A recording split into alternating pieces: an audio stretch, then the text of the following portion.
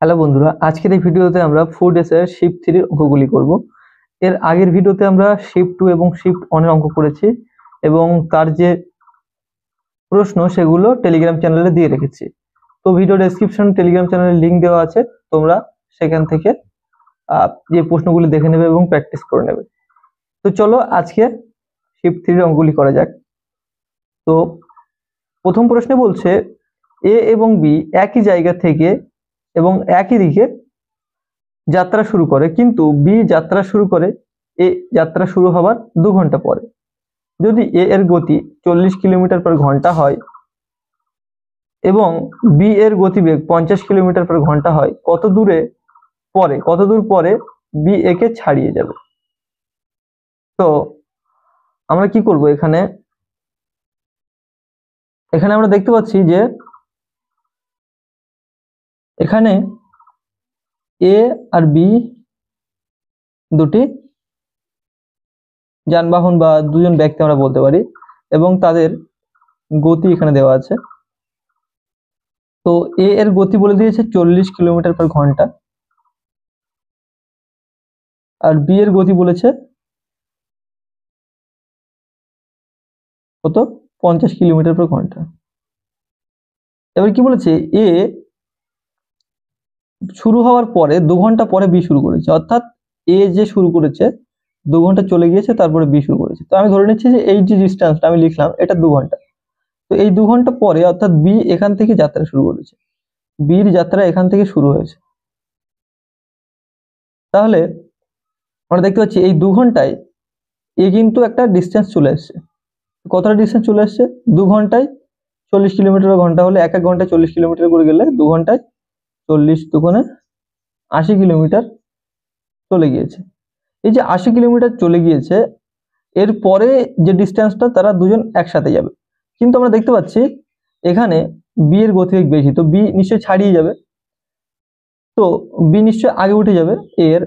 তো 2 ঘন্টা পরে কি হচ্ছে, এখান থেকে বি চলা শুরু করছে, এবং যেহেতু দুজন একদিকে যাচ্ছে, একই দিকে যাচ্ছে, অর্থাৎ তাদের রিলেটিভ স্পিড যেটা হবে, আপেক্ষিক গতিবেগ যেটা হবে, সেটা বিয়োগ হয়ে যাবে। আমরা জানি যখন দুজন একসাথে একই দিকে যায় তখন কি হয়, রিলেটিভ স্পিড বিয়োগ হয়ে যায়, এবং যখন উল্টো দিকে অর্থাৎ একে অপরের দিকে এরকম ভাবে আসে তখন আমরা কি জানি, রিলেটিভ স্পিড যোগ হয়।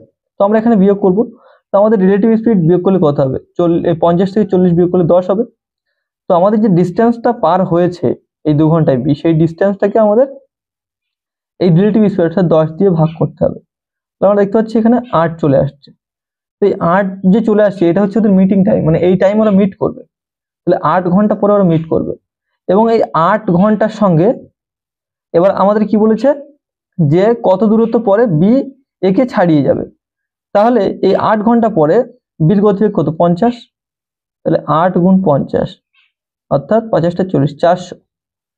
এই মিট করার পরেই তো তারা ছাড়িয়ে যাবে, তাই না? মিট করার পরেই বি একে ছাড়িয়ে যাবে, অর্থাৎ এখানে ওদের দুজনে মিট হবে, মিট হওয়ার পরে ওরা এখান থেকে তার বি স্পিড বেশি বলে বি ছাড়িয়ে যাবে। তো 400 কিলোমিটার পরে কিন্তু ছাড়িয়ে যাবে। তাহলে এটা আমাদের অপশন এ সঠিক উত্তর হয়ে যাবে। এর পরের প্রশ্ন বলছে, যদি আমার হাত খরচে 2/5 হয় 60 টাকা, তবে আমার হাত খরচ কত ছিল? তো আমার হাত খরচের 2/5 2/5 হচ্ছে 60 টাকা, অর্থাৎ এই যে 5টা হচ্ছে আমার হাত খরচ ছিল, আর তার থেকে দু অংশটা হচ্ছে 60। তো 2 অংশ হচ্ছে 60। তাহলে এখানে আমরা দেখতে পাচ্ছি 30 গুণ, তাহলে 5 এর সঙ্গে আমরা 30 গুণ করে দেবো, তাহলে 150 হবে। এটা আমাদের অপশন সি সঠিক উত্তর হয়ে যাবে। এবারে প্রশ্ন বলছে, একটি 12 মিটার লম্বা পতাকা দণ্ডটি বা পতাকা দণ্ড 15 মিটার লম্বা ছায়া তৈরি করে। যদি একটি পতাকা দণ্ড 20 মিটার লম্বা হয়, তবে তার ছায়ার দৈর্ঘ্য হবে ড্যাশ, অর্থাৎ কত হবে সেটা জিজ্ঞেস করছে। তো আমরা দেখতে পাচ্ছি 12 মিটার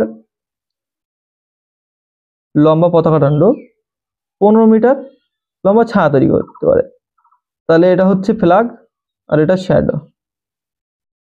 এবারে যদি পতাকা দণ্ডটি 20 মিটার লম্বা হতো, অর্থাৎ এটা যদি 20 হতো, তাহলে এটা কত হতো? তো আমরা কি করব, 15 15/12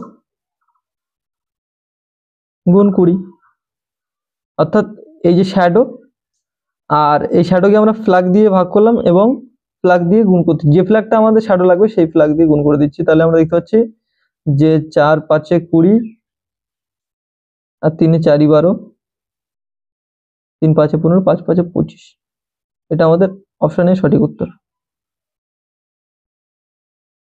তো এবারে আমাদের প্রশ্ন বলছে একটি নির্দিষ্ট স্কুলে 320 জন বালক এবং 180 জন বালিকা আছে।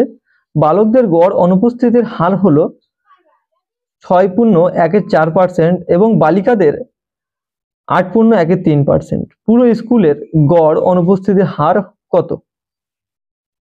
তো আমরা দেখতে পাচ্ছি যে একটা স্কুলে যদি গড় অনুপস্থিতির হার 6.1/4 হয়, তো 6.1/4 কে আমরা কি বলতে পারি?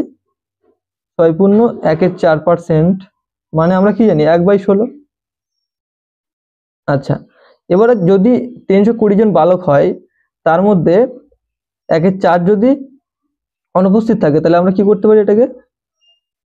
এটা 16 তো, তাহলে আমরা কি করতে পারি এখান থেকে আমরা এটা গুণ করে দেবো 320 সঙ্গে, তাহলে আমাদের বেরিয়ে আসবে এখানে 16 দুগুণে করতে 20 জন, 20 জন অনুপস্থিত ছিল বালকদের মধ্যে এবং বালিকাদের মধ্যে কি বলেছে 8.1/3, 8.1/3% মানে আমরা কি জানি 1/12। 1/12 সঙ্গে আমরা 180 গুণ করব, তাহলে আমরা এখানে কি করব, কি পাবো? এখানে 15 পাবো, অর্থাৎ বালিকাদের মধ্যে আমাদের 15 জন অনুপস্থিত।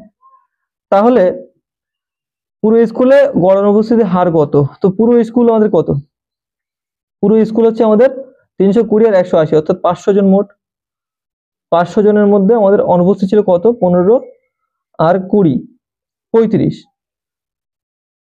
আর এখানে পার্সেন্ট বের করতে গেলে আমাদের 100 দিয়ে গুণ করতে হবে, অর্থাৎ 7%। এবারে প্রশ্ন বলছে বার্ষিক 5% হারে 4,800 টাকার 2 বছরের চক্রবৃদ্ধি সুদ হবে। তো 5% হারে বের করতে বলছে। তো আমরা কি জানি 5%-এর 2 বছরের সাকসিসিভ কত?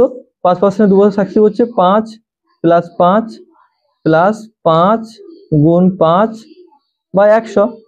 তাহলে আমরা দেখতে পাচ্ছি 5 + 10 10.25, তো 10.25%। তো আমাদের এই যে 10.25% এর মান বের করতে হবে। যেহেতু 5% 2 বছর বলেছে, তো 2 বছরে যদি চক্রবৃদ্ধি সুদের হারের কথা বলে আমরা কি করব? চক্রবৃদ্ধি সুদের ক্ষেত্রে আমরা 5% 2 বছরে সাকসিসিভ করে নেব, তাহলে আমাদের 10.25 বেরোবে। এবার আমাদের 4,800 টাকা আছে, এটা হচ্ছে 100 এর মান, তো 100% এর মান, তো আমরা 100 দিয়ে ভাগ করলাম এবং আমাদের লাগবে কি? সুদ লাগবে। তো সুদ হচ্ছে আমাদের 10.25, তো 10.25 দিয়ে আমরা গুণ করে দেব। তাহলে আমরা দেখতে পাচ্ছি এখান থেকে এটা ভাগ চলে যাবে, এইগুলো ভাগ চলে যাবে। আর কি হবে? এখান থেকে পয়েন্ট উঠে গেলে এখানে একটা 100 নিচে চলে আসবে। আমরা এক কাজ করি, এই যে পয়েন্টটা এটাকে না তুলে আমরা এখন লিখতে পারি 48 গুণ 10 পূর্ণ 1/4। 25 মানে কি? 0.25 মানে 1/4 আমরা লিখতে পারি। তো এবারে এটাকে আমরা প্লাস লিখতে পারি এখানে, তাহলে এখানে 480 প্লাস 4 × 48 অর্থাৎ 12, তাহলে যোগ করে দিলে কত হবে? 492। তো এটা আমাদের অপশন এ সঠিক উত্তর।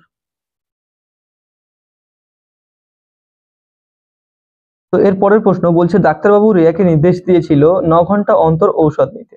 যদি সে প্রথম ঔষধ সকাল 11টায় নিয়ে থাকে তবে 8তম ঔষধটি সে কটায় নেবে? তো এখানে একটা নির্দিষ্টতম সংখ্যার কথা বলছে, নির্দিষ্টতম মানে যে বার, সেই বারের কথা বলছে। তো এই নির্দিষ্টতম বার বের করতে গেলে আমাদের কি করতে হবে? আমাদের একটা সূত্র লিখতে হবে, ইনিশিয়াল টাইম, অর্থাৎ ইনিশিয়াল টাইম আমাদের এখানে লিখে নিতে হবে।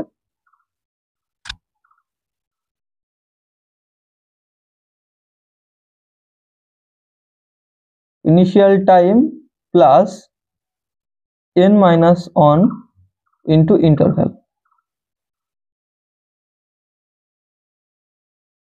এটা হচ্ছে আমাদের এর ফর্মুলা। তো আমাদের ইনিশিয়াল টাইম কত ছিল? ইনিশিয়াল টাইম আমাদের দেখেছি আমরা 11 ছিল, প্লাস আমাদের এখানে n মানে কি 8তম, 8 থেকে 1 বাদ দিতে হচ্ছে 7, তার সঙ্গে আমাদের গুণ করতে হবে ইন্টারভ্যাল, অর্থাৎ 9 ঘন্টা অন্তর। তো 9 ঘন্টা অন্তর অন্তর, অর্থাৎ ইন্টারভ্যাল হচ্ছে 9। তো এখান থেকে আমরা এটা বের করে নেব, 11 প্লাস 7 9 63। তো এটাকে যোগ করে দেবো, দিলে আমরা কত পাবো? 74 পেয়ে যাব। তো আমরা জানি এক এক দিন সমান 24 ঘন্টা, তাহলে আমরা দেখতে পাচ্ছি 3টে 24 ঘন্টা আমরা বাদ দিতে পারবো, অর্থাৎ 3 দিন আমরা বাদ দিতে পারবো। তো 3 24 72 ঘন্টা আমরা বাদ দিলাম এখান থেকে, তাহলে 2 ঘন্টা পড়ে থাকলো, অর্থাৎ 12টার পরে 2 ঘন্টা, অর্থাৎ 2টোর সময়, রাত 2টোর সময় আমরা কিন্তু এখানে আবার ওষুধটা নেব, 8তম ওষুধটা নেব। তো এখানে আমাদের অপশন ডি সঠিক উত্তর হয়ে যাবে। তো এবারের প্রশ্ন বলছে, একটি লোক 18 দিনের কাজের জন্য 1530 টাকা পায়, তবে 30 দিনের কাজের জন্য কত টাকা পাবে? তো আমরা সিম্পলি কিছুই নেই, নর্মালি আমরা কি করব, 1530 টাকা পাই 18 দিনের কাজের জন্য, তো 18 দিয়ে ভাগ করলাম। এবার 30 দিনের জন্য কত হবে? তো 30 দিয়ে গুণ করে দেবো। তাহলে এখানে আমরা কি করি, এখানে এক কাজ করি, 9 দিয়ে কেটে দিই, 9 9 দুগুণে 18, আর 9 9 17 153 17। আর এখান থেকে আমরা এটা কাটবো 15, 15 ইন্টু 17 করবো, এখানে একটা শূন্য বসবে, 15 ইন্টু 17 535, 5 থাকবে শেষে, তো আর একটা শূন্য হবে। তো অপশন ডি হচ্ছে আমাদের সঠিক উত্তর হয়ে যাবে।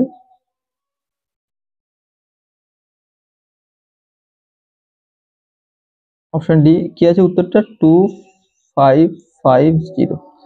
আচ্ছা, এবারে আমাদের 15 দাগের প্রশ্ন, নেক্সট প্রশ্ন কি বলছে, একটি চৌবাক বাচ্চাকে এ ও বি দুটি নল যথাক্রমে 4 ঘন্টা ও 6 ঘন্টায় পূর্ণ করে। নল সি চৌবাচ্চাটিকে 12 ঘন্টায় খালি করে। যদি 3টি নল একসঙ্গে খোলা হয় তবে কতক্ষণে চৌবাচ্চাটি পূর্ণ হবে?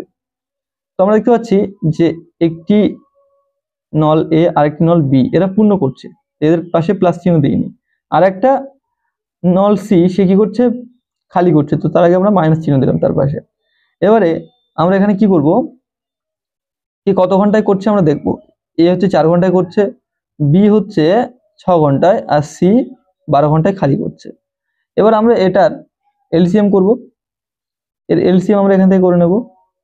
তো এর এলসিএম কত হবে? এর এলসিএম 12ই হয়ে যাবে, 3 4 12, 6 2 12, 12 1 12। এখান থেকে আমরা দেখতে পাচ্ছি এর আগে মাইনাস লিখবো, এর আগে প্লাস লিখবো, এর আগে প্লাস লিখবো, যেমনটা আমরা সাইন দিয়েছিলাম। এবারে বলছে যে যদি 3টি নল একসঙ্গে খোলা হয় তবে কতক্ষণে চৌবাচ্চাটি পূর্ণ হবে। তো 3টি নল সবগুলোকে একসঙ্গে খুলে দেওয়া হলো, তাহলে এদের সবাইকে যোগ করতে হবে আমাদের। তাহলে 3 প্লাস 2 মাইনাস 1, এগুলোকে যোগ করবো, এটা বিয়োগ করে দেবো, তাহলে 5, তাহলে 4 হবে, টোটাল 4। তাহলে 12কে 4 দিয়ে ভাগ করবো আমরা, টোটাল যে ক্যাপাসিটি তাকে আমরা 4 দিয়ে ভাগ করবো, তো 3 ঘন্টায় পূর্ণ হয়ে যাবে। এটা আমাদের অপশন সি সঠিক উত্তর হয়ে যাবে। তো এবারে প্রশ্ন বলছে, একটি সেলে 7500 টাকা দামের ওয়াশিং মেশিনের উপর 20% ছাড় দেওয়া হচ্ছিল, মালিকের তবুও 20% লাভ থাকছিল। মালিক ওয়াশিং মেশিনটি কত দামে কিনেছিল? তো প্রথমে কি বলছে, 20% ছাড় দেওয়া হচ্ছিল। 20% ছাড় মানে আমরা কি জানি, আমরা একটু লিখে নিই এখানে। 20% ছাড় মানে আমরা জানি 1/5, সেখানে থেকে ছাড় দিলে কি হবে, 4/5 হবে। আর পরে কি বলছে, 20% লাভ থাকছে। 20% লাভ মানে আমরা কি বুঝতে পারছি, যে 6/5, জাস্ট এই একটার সঙ্গে যোগ হয়ে 6/5, এটা লাভ। তো প্রথম ক্ষেত্রে আমরা কি দেখেছি, যে 7500 টাকায় একটা জিনিস বিক্রি হচ্ছিল। তো এখানে এটা কি ছিল, এটা ছিল এমপি। তো আমরা এখানে এমপি দিয়ে ভাগ করে দেব এবং এসপি দিয়ে গুণ করে দেব। তো করে দিলে কি হবে আমাদের, এখানে আমরা এসপি দিয়ে যখন গুণ করলাম তখন এটা আমাদের বিক্রয় মূল্য হয়ে গেল, পুরোটা এখন বিক্রয় মূল্য হয়ে গেল। তো এই পুরোটা যখন বিক্রয় মূল্য হয়ে গেল, আর এখন আমরা দেখতে পাচ্ছি এখানে এটি হচ্ছে এসপি আর নিচেরটা হচ্ছে সিপি। তো আমরা এখানে কি করব, এই যখন পুরোটা বিক্রয় মূল্য হয়ে যাবে, তো বিক্রয় মূল্যকে আমরা বিক্রয় মূল্য দিয়ে ভাগ করবো, অর্থাৎ 6 দিয়ে ভাগ করবো এবং 5 দিয়ে সিপি দিয়ে গুণ করবো। সিপিটা তো আমাদের জানতে যাচ্ছে, তো ক্রয় মূল্য জানতে যাচ্ছে, তো আমরা এখানে এটা করে দিলাম। তাহলে আমরা কি পাবো, এখান থেকে 5 এই 5 কেটে দিব, আর এখান থেকে এটা কাটবো 2 হবে, এটা কাটবো 3 হবে, 3 15, 3 25 75, 25 0 0, 25 2 50, আর তার পিঠে 3টে শূন্য, অর্থাৎ 5000। অপশন এ সঠিক উত্তর হয়ে যাবে। আশা করছি তোমরা বুঝতে পেরেছো। যখন এটা ছাড় দেওয়া হয়েছিল 20%, তখন এখানে আমাদের এটা ছিল এসপি, নিচেরটা ছিল এমপি। এমপির উপরে তো ছাড় দেওয়া হয়। তো 75,500 এইটা যেটা ছিল এটা হচ্ছে এমপি ছিল। তো এমপি কে আমরা এমপি দিয়ে ভাগ করলাম এবং এসপি দিয়ে গুণ করে দিলাম 4 দিয়ে। এবং সেখানে আবার কি করলাম আমরা, যখন এটা পুরোটা এসপি হয়ে গেল তো আমরা এসপি দিয়ে আবার ভাগ করলাম আর সিপি দিয়ে গুণ করলাম। তো আমাদের সঠিক উত্তরটি বেরিয়ে আসলো 5,000। এটাই ছিল আমাদের ক্রয় মূল্য, আমাদের যে মালিক তার ক্রয় মূল্য ছিল এটা। এবারে প্রশ্ন বলছে যে একটি কম্পিউটার 36,000 টাকা দিয়ে বিক্রি করে একজন ডিলার ক্রয় মূল্যের উপর 20% লাভ করে। 25% লাভ করতে কম্পিউটারটি কত দামে বিক্রি করতে হবে? তো প্রথম আমরা দেখতে পাচ্ছি যে 20% লাভ করে। 20% লাভ মানে আমরা কি দেখে এসেছি একটু আগে? 20% লাভ মানে আমরা দেখে এসেছি 6/5। নিচেরটা হবে সিপি, উপরেরটা হবে এসপি। আর এখানে 25% লাভ করতে হবে। তো 25% লাভ মানে আমরা কি দেখতে পাচ্ছি? 25% লাভ মানে আমরা জানি 25% মানে কি 1/4, সেখান থেকে লাভ হলে কি হবে 5/4 হবে। উপরেরটা হবে এসপি, নিচেরটা হবে সিপি। ব্যাস, এখান থেকে আমাদের অঙ্ক হয়ে যাবে। এখানে 36,000 টাকা এটা আমাদের কি হলো, কম্পিউটার বিক্রি করা হয়েছে। তো কম্পিউটার বিক্রি করা হয়েছে, তো কম্পিউটার বিক্রি করা হলে আমাদের প্রথম বিক্রি হয়েছিল কি এসপি 6, এবং আমরা গুণ করবো কত দিয়ে? 5 দিয়ে। তাহলে এটা পুরো এখন সিপি হয়ে গেল। 5 দিয়ে যখন গুণ করলাম, অর্থাৎ সিপি দিয়ে যখন গুণ করলাম তখন এটা পুরো সিপি হয়ে গেল। এবারে এটাকে আমরা কি করব, আমরা বিক্রি করব 25% লাভে, অর্থাৎ এই সিপিটাকে আমরা সিপি দিয়ে ভাগ করে দেবো, অর্থাৎ 5 দিয়ে ভাগ করব, 4 দিয়ে ভাগ করবো, সরি 4 দিয়ে ভাগ করব। এবং কি বলছে এখানে, বলছে 25% লাভ করতে হলে কম্পিউটারটিকে কত দামে বিক্রি করতে হবে। তো এখন আমাদের এটা পুরো হচ্ছে সিপি, তো সিপি কে আমরা সিপি দিয়ে ভাগ করলাম, 4 দিয়ে ভাগ করলাম এবং 5 দিয়ে গুণ করে দেবো, অর্থাৎ এসপি দিয়ে গুণ করবো। তাহলে আমাদের কি হবে এখানে, এখানে 6 ছক 36, 3টে শূন্য থাকবে, আর এখানে 4 15 60, 15 আর 25 গুণ করলে কত হবে 375, তার পিঠে দুটো শূন্য থাকবে, অর্থাৎ এটা আমাদের অপশন এ সঠিক উত্তর হয়ে যাবে। তো এবারে প্রশ্ন বলছে 4 অঙ্কের সর্ববৃহত্তম বর্গ সংখ্যাটি হলো। তো 4 অঙ্কের বৃহত্তম বর্গ সংখ্যা, তো এখানে দেখতে পাচ্ছি আমরা অপশন এ হবে না। তার কারণ যদি আমরা সর্ববৃহৎ বর্গ সংখ্যা বলি তাহলে 99 এর বর্গ করবো আমরা প্রথমে। 99 এর বর্গ হলে কি হবে, 9 নং 81 1 থাকবে শেষে। তো আমাদের অপশনে কার 1 আছে সবার শেষে, সেটা হচ্ছে অপশন সি, সেটা আমাদের সঠিক উত্তর হয়ে যাবে। তার কারণ হচ্ছে এরপরে 100 যখন আমরা বর্গ করব তখন 100 বর্গ করলে কি হবে, 5টা সংখ্যা হয়ে যাবে। 100 গুণ 100 যখন করব আমরা, তখন 100 এর পিঠে কটা শূন্য হবে, 4টে শূন্য হবে। তাহলে এটা আমাদের দেখতে পাচ্ছি 1 2 3 4 5, 5টা সংখ্যা হয়ে যাচ্ছে। তাহলে এর আগের সংখ্যা কি আছে 99, তো 99 দিয়ে যখন আমরা করব তখন কি হবে 9 নং 81 1 থাকবে। তো 9 নং 81 1 কখন থাকবে, অপশন সি। আমরা দেখে বুঝেছি অপশন সি সঠিক উত্তর হবে। তার আগে আছে কি 98, তাহলে 28টা 64, 64 4 থাকার কথা, অপশনে কোথাও নেই। তার আগে কথা হচ্ছে 7, 7 7 49, 49 9। তো যদি আমরা 97 দুবার গুণ করি কখনোই আমাদের কিন্তু 999 4টে 9 আসবে না, তাই আমাদের অপশন সি সঠিক উত্তর হয়ে যাবে। আমরা 99 দুবার গুণ করে দেখতে পারতাম, 99 কিভাবে দুবার গুণ করতাম, আমরা 99 স্কোয়ার করতাম কিভাবে, 99 এর স্কোয়ার করব।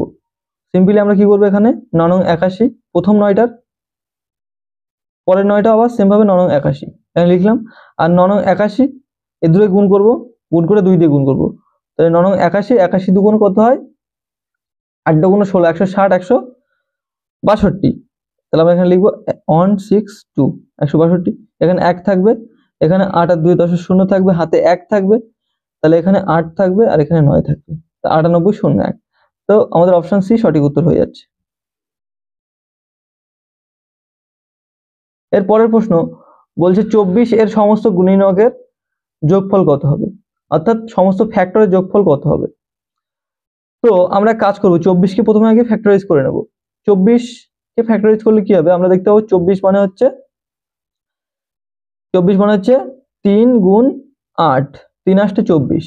3 কে ভাঙা যায় না কিন্তু 8 কে এখনো ভাঙা যায়। 8 মানে কি অ্যাকচুয়ালি, আমরা লিখতে পারি 3 এর পাওয়ার 1 মানে 3, আর 8 এর পাওয়ার 2 এর পাওয়ার 3 মানে 8। 2 কে 3 বার গুণ করলে 8 হয়, তা আমরা এটা লিখলাম। এবারে আমাদের যদি সাম অফ ফ্যাক্টর অর্থাৎ ফ্যাক্টর গুলির যোগফল চাই, তাহলে আমরা কি করব, সিম্পলি আমরা এক কাজ করব, এখানে 3 আছে, তো 3 এর পাওয়ার 0 দিয়ে শুরু করব, 3 এর পাওয়ার 0 প্লাস 3 এর পাওয়ার 1, 3 এর পাওয়ার শেষ পর্যন্ত 1 আছে, তো 1 লিখে নিলাম এবং এটা ব্র্যাকেট দিয়ে এখানে গুণ লিখে দেব। আচ্ছা, তারপরে 2 এর ক্ষেত্রে আমরা সেটা করব, 2 এর পাওয়ার 1 আগে নেব, সরি 1 না, প্রথমে 2 এর পাওয়ার 0 নেব, এরকম 3 এর পাওয়ার 0 নিয়েছি, প্লাস 2 এর পাওয়ার 1 থাকবে, তারপরে 1 নেব, প্লাস 2 এর পাওয়ার 2 থাকবে সেটা নেব, প্লাস 2 এর পাওয়ার 3 সর্বোচ্চ এটা নিলাম, এরপরে তো আর নেই পাওয়ার, তাই এই পর্যন্ত আমরা লিখে নিলাম। এবার আমরা করব, এগুলো করে দেবো, তাহলে এখানে 3 এর পাওয়ার 0, কোনো কিছু পাওয়ার 0 থাকলে সেটা 1 হয়ে যায় অটোমেটিক, তাহলে 1 প্লাস 3 কে 3 এর পাওয়ার 1 মানে 3, আর এখানে ইনটু করব কি 2 এর পাওয়ার 0, বলে কোনো কিছুর পাওয়ার 0 থাকলে সেটা 1 হবে, তো এখানে এটা 1, প্লাস এখানে 2 এর পাওয়ার 1 মানে 2, প্লাস 2 এর পাওয়ার 2 মানে 4, আর প্লাস 2 এর পাওয়ার 3 মানে এখানে কত, এটা 8। তাহলে আমরা দেখতে পাচ্ছি এখানে 4 হচ্ছে, আর এখানে গুণ দিয়ে আমরা কি লিখতে পাচ্ছি, এখানে হচ্ছে 8 আর 2 10 আর 5 15, তাহলে 15, তো 4 15 60 আমাদের সঠিক উত্তর হয়ে যাবে। তাহলে এটা আমাদের অপশন ডি সঠিক উত্তর।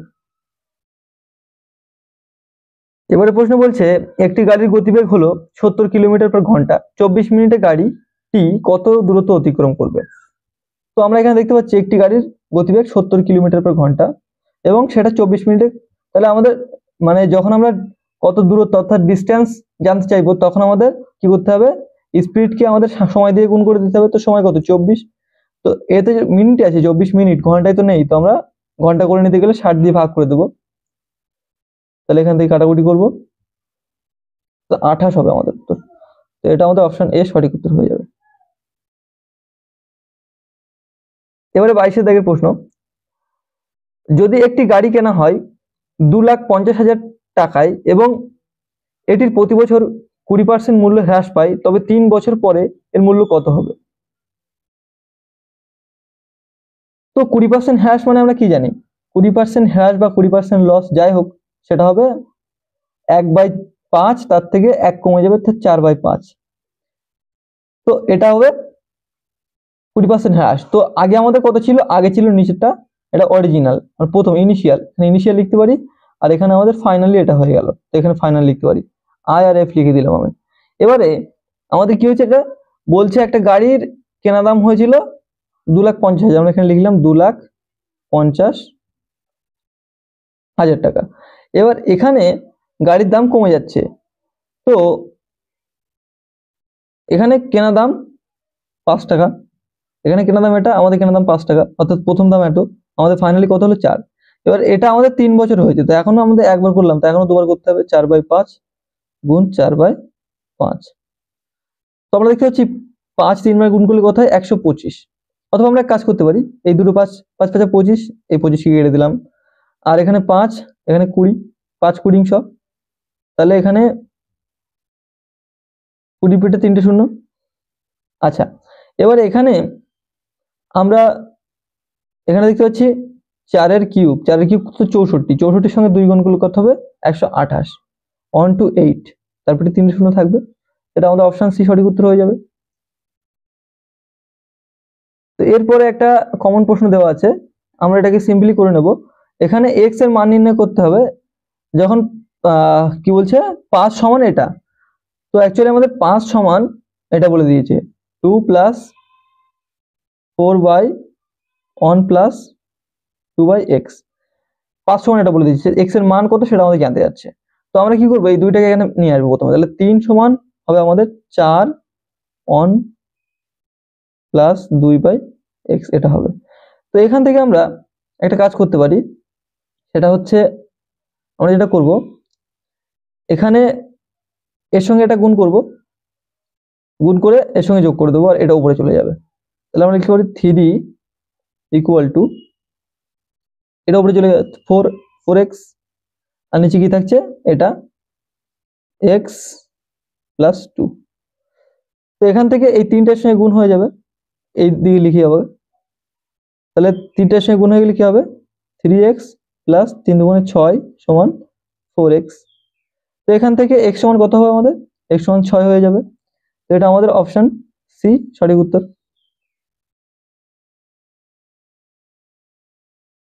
তো এবারে বলছে ফিলিপ এবং কেভিন মিলে 60টি কাগজের ফুল তৈরি করে। 60টি কাগজের ফুল তৈরি করে। যদি ফিলিপ 3টি কাগজের ফুল তৈরি করে বলছি যদি ফিলিপ 3টি কাগজের ফুল তৈরি করে যখন কেভিন দুটি তৈরি করে, তবে ফিলিপ মোট কটি কাগজের ফুল তৈরি করেছে? তো এখানে আমরা দেখতে পাচ্ছি টোটাল ফুল কটা, 60টা। আর তাদের এফিসিয়েন্সি কি বলে দিয়েছে, যখন ফিলিপ 3টি কাগজের ফুল তৈরি করে তখন কেভিন 2টি কাগজের ফুল তৈরি করে। তো তার টোটাল এফিসিয়েন্সি কত? 3 আর 2 5। তো এটাকে 5 দিয়ে ভাগ করে দেবো, তাহলে কত হবে? 12। তাহলে যে 12 বেরিয়েছে। এবারে আমাদের কি বলছে যে বলছে ফিলিপ মোট কটি ফুল তৈরি করেছে। ফিলিপের এফিসিয়েন্সি কত? ফিলিপ যদি 3টে ফুল তৈরি করে তো 3, তো 3 দিয়ে গুণ করে দেবো এটাকে আমরা। 3 বারং 36, অপশন এ সঠিক উত্তর হয়ে যাবে। এবারে প্রশ্ন বলছে একটি সেলে সব জিনিসের দাম 25% ছাড় দেওয়া হচ্ছিল। একজন খরিদ্দার 6,750 টাকায় একটি সাউন্ড সিস্টেম কেনেন, তবে সেটি স্বাভাবিক দাম কত? তো একজন খরিদ্দার কি কিনে ফেলেছে কত টাকায়? 6,750 টাকায়, এবং সে ছাড় পেয়েছে কত? 25%। তো 25% ছাড় মানে আমরা কি জানি? 25% মানে আমরা জানি 1/4। তো ছাড় দিলে কত হবে? 3/4। আমরা এখানে লিখে নেব 3/4। ছাড় দিয়েছে। এবার সে খরিদ্দার যখন কিনেছে, কত টাকায় কিনেছে? সে 6,750 টাকায়। তো এটা তার হচ্ছে কেনা দাম। আর এটা তার যদি কেনা দাম হয়, অর্থাৎ বিক্রির পরে এসে কিনেছে, তাহলে অ্যাকচুয়ালি আমাদের বিক্রির দাম কত? এটা। তো এটা আমাদের এসপি, এটা হচ্ছে আমাদের সিপি। তো আমাদের বিক্রির দামকে আমরা বিক্রির দাম দিয়ে ভাগ করবো, অর্থাৎ 3 দিয়ে ভাগ করবো, 4 দিয়ে আমরা গুণ করে দেবো। দিলে সেটি স্বাভাবিক দাম, মানে আগে কত দাম ছিল সেটা চলে আসবে। তো আমরা এটাকে ভাগ করব, কত হবে? 3 3 কত? 3 দুগুণে 6, আর 3 25 75, আর একটা কি আছে? 0 আছে। আর এখানে আমরা এটাকে গুণ করে দেবো, কত হবে? 0 4 5 20, 0 হাতে 2, 4 22 88 আর 2 90, অর্থাৎ 9,000 টাকা। চিন্তা আমাদের সঠিক উত্তর। তো এর পরের প্রশ্নে বলছে একটি লোক তার কি বলছে, একটি একাধিক পছন্দের পরীক্ষায় প্রতিটি সঠিক উত্তরের জন্য 8 নম্বর করে দেওয়া হয়। অর্থাৎ একটি মাল্টিপল চয়েস কোশ্চেন পরীক্ষায় প্রত্যেকটি সঠিক উত্তরের জন্য 8 নম্বর করে দেওয়া হয়, প্রতিটি ভুল উত্তরের জন্য 5 নম্বর করে কাটা হয়। যদি 26টি প্রশ্নের উত্তর করার পর রঘুর 0 নম্বর হয়, তবে কতগুলি প্রশ্নের উত্তর সে সঠিক করেছিল?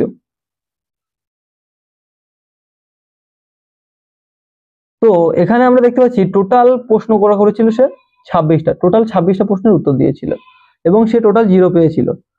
তো আমরা এখানে ধরে নেব যে এক্সটা সে কারেক্ট করেছিল। এক্সটা কি করেছিল? কারেক্ট। এখানে কারেক্ট লিখে নিই আমরা। আর এখানে 26 মাইনাস এক্স, অর্থাৎ আমাদের পুরো তো আমাদের 26টা, তো 26 থেকে আমরা এক্সটা বাদ দেবো, অর্থাৎ কারেক্টটা বাদ দেবো। তো 26 মাইনাস এক্স, এটা আমাদের কি হবে? ইনকারেক্ট, অর্থাৎ রং। এবারে আমাদের কি হচ্ছে, আমাদের হচ্ছে এখান থেকে ক্যালকুলেশন করে বের করতে হবে। তো এই বলছে যে 8টা নাম্বার উত্তর ঠিক দিয়েছিল, 8টা প্রশ্ন ঠিক দিয়েছিল। তো আমাদের কারেক্ট কত?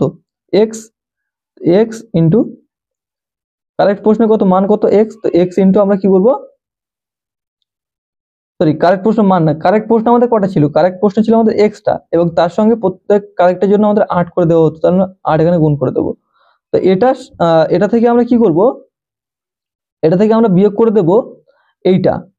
তো 26 মাইনাস এক্স, অর্থাৎ ভুল উত্তরগুলো, এবং সেটার জন্য প্রত্যেকটা জন্য আমরা কত করে পেয়েছিলাম? 5 করে। তো 5 করে কাটা হয়েছিল আর কি, সেটা এখানে লিখলাম। তো এটা করার পরে আমাদের টোটাল সাম ছিল কত? 0, অর্থাৎ 0 পেয়েছিল সে পরীক্ষায়। তাহলে আমরা এখানে পুরোপুরি লিখে নিই এটা 8x মাইনাস 26 5 26 কত? 130, 130 প্লাস এখানে এটার সঙ্গে গুণ হয়ে যাবে, এটার সঙ্গে গুণ হয়ে গেলে কি হবে? প্লাস হয়ে যাবে, প্লাস 5x ইকুয়াল টু 0। তো এখান থেকে আমরা দেখতে পাচ্ছি 8 আর 5 13x ইকুয়াল টু 130 এদিকে যাবে, অর্থাৎ কত হবে 130। তাহলে আমরা এখান থেকে x এর মান কত পেয়ে গেলাম, x সমান আমরা 10 পেয়ে গেলাম।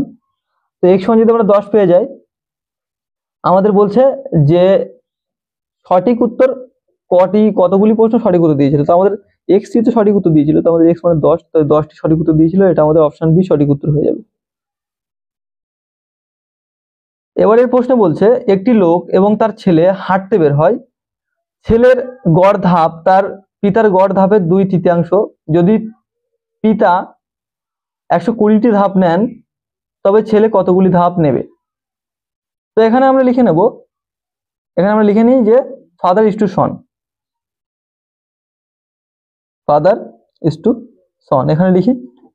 এবারে আমরা দেখতে পাচ্ছি যে ছেলের গড় ধাপ বাবার ধাপের 2/3, অর্থাৎ বাবা যদি 3 হয় তো ছেলে কত 2/3 মানে তো এটা দাঁড়াচ্ছে, তাই না? তো আমরা এটাকে আমরা লিখতে পারতাম, এখানে 1 লিখতাম আর এখানে 2 3 করলে এটা 3টা দিকে চলে আসে, 2টা এখানে পড়ে থাকছে। তো সেটা আমরা ডাইরেক্ট এখানে লিখে নিলাম। এবারে বলছে যে যদি পিতা 120টি ধাপ নেয়, তো পিতা এই যে 120টি ধাপ নেয়, তো এখানে আমরা 3 এর 4 অর্থাৎ 40 গুণ। তাহলে ছেলে কটি ধাপ নেবে, তাহলে এর সঙ্গে 40 গুণ করবো, তাহলে 80টা ধাপ নেবে। তাহলে এটা আমাদের অপশন বি সঠিক হয়ে যাবে। এবার একটা সিরিজ দিয়েছে, শ্রেণীর পরবর্তী সংখ্যাটি কি হবে, 5 11 5 11 19 29, এরপরে কত হবে সেটা জানতে যাচ্ছে। তো আমরা কি এখানে দেখি এখানে কত গ্যাপ আছে, এখানে দেখতে পাচ্ছি 6 গ্যাপ, এখানে দেখতে পাচ্ছি কত 6 গ্যাপ, আর এখানে দেখতে পাচ্ছি 8 গ্যাপ, এখানে দেখতে পাচ্ছি 10 গ্যাপ। তো আমরা দেখতে পাচ্ছি এখানে 2 করে বাড়ছে, তাহলে এরপরে 2 বাড়বে অর্থাৎ 12 বাড়বে, তাহলে 9 আর 2 11, 1 হবে শেষে, তো এটা আমাদের 41, এটা আমাদের অপশন বি সঠিক উত্তর। এবারে প্রশ্ন বলছে রাকেশ তার মোটরসাইকেলটিকে 20% ক্ষতিতে বিক্রি করেছিল। যদি তিনি আরো 5400 টাকা বেশি নিতেন তবে তিনি 10% লাভ করতে পারতেন। তবে কত টাকায় তিনি মোটরসাইকেলটি কিনেছিলেন, অর্থাৎ রাকেশ একটি মোটরসাইকেল বিক্রি করে 20% ক্ষতি হয় প্রথমে, আর যদি সে আরো সেই দামটা বেশি নিতেন, অর্থাৎ 5400 টাকা যদি বেশি নিতেন, তাহলে তিনি 20% যদি 10% লাভ করতে পারতেন, তাহলে তিনি কত টাকায় কিনেছিলেন। তো এই ধরনের প্রশ্ন আমি কিন্তু প্রফিট অ্যান্ড লসের যে আরএস আগরওয়াল থেকে করিয়েছিলাম সে সময় প্রচুর করিয়েছিলাম। খুবই সিম্পল, কি করতে হবে আমাদের প্রথমে যে 20% ক্ষতি হয়েছে এবং পরে লাভ বলেছে, ক্ষতি এবং লাভ বললে আমাদের প্লাস করতে হয়। তো ক্ষতি হয়েছে 20% আর লাভ হয়েছে 10%, অর্থাৎ 30%। তো এখানে 30% আমরা লিখি, 30% সমান আমাদের এখানে 5400 এটা লিখতে হবে। তো আমরা এখান থেকে একটা কাটাকুটি করি, করলে আমরা দেখতে পাচ্ছি 18, অর্থাৎ 180 গুণ। তাহলে আমাদের 100%-এর মান কত হবে, 100%-এর সঙ্গে আমাদের 180 গুণ করতে হবে। তাহলে এখানে কি হবে 18000, তাহলে এখানে আমাদের অপশন এ সঠিক উত্তর হয়ে যাবে। তারপরে প্রশ্ন কি বলছে, রোহন 1500 টাকা সরল সুদে ধার নিয়েছিল, যত বছরের জন্য ততই বার্ষিক সুদের হার ছিল। 240 টাকা সুদ দিয়ে সে ধার শোধ করে, তবে তার ধার শোধ করার সময়কালটি কত ছিল। অর্থাৎ এখানে বলেছে যে যে সে যা সময়টা যেটা ছিল সুদের হারও সেটাই ছিল, অর্থাৎ আমাদের এখানে রেট সমান টাইম। তো আমাদের এখানে সময়কাল অর্থাৎ টাইম কত সেটা জিজ্ঞেস করছে। তো আমরা কি জানি, এসআই সমান পিআরটি বাই 100। তো এসআই আমাদের কি, এসআই আমাদের বলেছি 240 টাকা, 240 টাকা সুদ হয়েছিল তার, 240 সমান পিআরটি বাই 100। তাহলে পি কত আমাদের 1500, আর কত, আর আমরা আর মানে তো টি, তো আর মানে আমরা টি লিখবো, আর টি মানেও টি লিখবো, বা 100 এখানে দেবো, তাহলে এটা কেটে দেবো, আর এটা আমরা কাটবো এখান থেকে 15কে এটা দিয়ে কাটলে কত হবে, 15 1 15, একবার যাবে, আর এখানে 90 56 90 অর্থাৎ 16 হবে। তো দুটো টি গুণ করলে 16, অর্থাৎ টি স্কোয়ার সমান 16। টি সমান কত হবে, রুট হয়ে যাবে, তো 4 হবে। তো এটা আমাদের অপশন এ সঠিক উত্তর হয়ে যাবে। তো এরপরে 43 দাগের প্রশ্ন বলছে একটি নতুন গাড়ির মূল্য 4 লাখ টাকা। যদি প্রথম বছরে গাড়ির মূল্য 10% কমে তবে দ্বিতীয় বছরের শুরুতে গাড়ির মূল্য কত হবে? তো সিম্পলি আমরা এরকম ধরনের অঙ্ক আগে করে এসেছি, যেখানে 3 বছর পর পর 20% মূল্য হ্রাস পেয়েছিল। 2,50,000 টাকা দামের একটা কি ছিল, গাড়ি ছিল। তো সেম ভাবে এখানেও একটা গাড়ির কথা বলা হয়েছে। তো আমরা এখানে 4 লাখ টাকা প্রথমে লিখে নেব। তো 4 লাখ টাকায় প্রথমে কি হয়েছে, 10% কমে গিয়েছে, অর্থাৎ 9/10 হয়েছে। 10% মানে কি 1/10, সেখান থেকে কমে গিয়েছে মানে 9/10। তো এটা করে দিলাম। তো 4 নং 36, অর্থাৎ 36 3,60,000 টাকা। তো এখানে আমরা দেখতে পাচ্ছি যে পরের বছরে কিন্তু দাম এটা হয়ে গেছিল। তো পরের বছরের দাম শুরুতে দাম কত, এটা। তো অপশন সি সঠিক উত্তর আমাদের। এবারে প্রশ্ন বলছে যদি 5 জন লোকের মোট প্রতিদিনের মাহিনা হয় 3,750 টাকা, 20 জন লোক এক সপ্তাহে কত রোজগার করবে? তো আমরা এখানে এ ধরনের অঙ্ক আগেও দেখে এসেছি। 3,750 টাকায় 5 জন প্রতিদিনের মাহিনা এদের। তো 5 দিয়ে ভাগ করলাম। আর আমাদের কি হচ্ছে, 20 জনের মাইনে যাচ্ছে। তো 20 জন দিয়ে গুণ করব, কিন্তু এটা প্রতিদিনে যাচ্ছে না, 20 জনের বেলায় সপ্তাহে যাচ্ছে, অর্থাৎ 7 দিয়ে গুণ করে দেবো এটাকে। তাহলে এখানে 4, এটা 4 হবে। আর 4 দিয়ে এটা গুণ করব, আর 7 দিয়ে গুণ করব। তাহলে এটা আমাদের হয়ে যাবে কত, 0 4 5 20, 0 হাতে 2, আর 4 7 28 হাতে 30, 0 হাতে 3, 3 4 12 আর 3 15, আর 7 15 105, 105 দিয়ে যেটা আছে এটা আমাদের অপশন সি সঠিক উত্তর হয়ে যাবে। এবারে প্রশ্ন বলছে কাগজে একটি PQRS বর্গক্ষেত্র আঁকা হলো এবং এটিকে অর্ধেক ভাঁজ করে একটি 30 সেমি পরিধি বিশিষ্ট চতুর্ভুজ তৈরি করা হলো, তবে PQRS এর পরিধি কত? তাহলে একটি কাগজ, সেখানে একটি বর্গক্ষেত্র ছিল PQRS নামে, এটা ধরে নিচ্ছি বর্গক্ষেত্র PQRS। এবারে এখানে কি করছে, এখানে এটাকে ভাঁজ করা হয়েছে। তো আমি ধরে নিচ্ছি বর্গক্ষেত্রের প্রত্যেকটা সাইডের দৈর্ঘ্য তো একটা নির্দিষ্ট থাকে, একই সাইড থাকে। তো আমাদের ধরে নিচ্ছি এখানে x করে সবকটা। এবার যখন এটাকে ভাগ করব অর্ধেক, তখন এটা এরকম ভাগ হয়ে যাবে, অর্থাৎ এটা অর্ধেক হয়ে যাবে। তাহলে এটা x/2 হয়ে যাবে, এটাও x/2 হয়ে যাবে। এবারে বলছে যে এটিকে ভাগ করার পরে কি হয়েছে, একটি চতুর্ভুজ তৈরি হয়েছে এবং যার পরিধি হচ্ছে 30 সেমি। তো এখানে আমরা দেখতে পাচ্ছি যে পরিধি যেটা হয়েছে, চতুর্ভুজ যেটা হয়েছে সেটা হচ্ছে আয়তক্ষেত্রাকার হয়েছে। তো আয়তক্ষেত্রের পরিধির সূত্র কি, 2 × L × B, L + B। তো আমাদের লেন্থ কোনটা, এটা আমাদের ধরে নিচ্ছি যে লেন্থ, তাহলে 2 × x/2 প্লাস এখানে x, আর এটা সমান আমাদের বলে দিয়েছে 30। তাহলে আমরা দেখতে পাচ্ছি এটাকে এটা দিয়ে কেটে দিই, 15 হবে। আর এখানে আমরা এটা করলে কি হবে, এখানে এটা করলে কত হবে, x + 2x/2 সমান 15। তো এখানে 3x/2 সমান 15। তো x সমান কত হবে আমাদের, x সমান হয়ে যাবে 10। তো এবার আমাদের বলছে কি যে PQRS এর পরিধি কত। তো x সমান যদি 10 হয়, তো PQRS তাহলে কটা x, 1 2 3 4, তো 4টে x। তো এর পরিধি কত হবে, এর সঙ্গে 4 গুণ করে দেবো, অর্থাৎ 40 হয়ে যাবে।